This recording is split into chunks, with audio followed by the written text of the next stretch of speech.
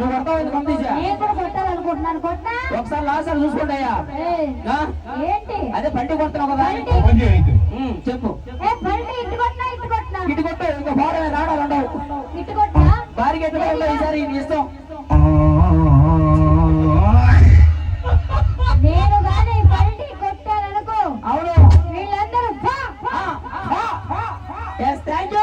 So మరి ఈ madam so మరొక ఫాస్ట్ బీట్ సాంగ్ తో మా టీం రెడీగా ఉన్నారు ఇక్కడ.